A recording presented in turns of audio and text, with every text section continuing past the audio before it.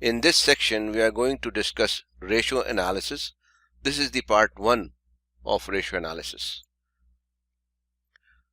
The topics that we are going to cover in this section are income ratios, profitability ratios, liquidity ratios, working capital ratios, bankruptcy ratios. Let's start with income ratios. The first income ratio that we are going to look at is net income increases to pay increases or salary increases.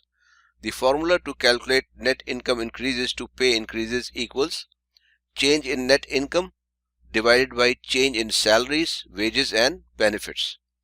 This shows when net income is increasing faster than wages in dollar terms or in money terms.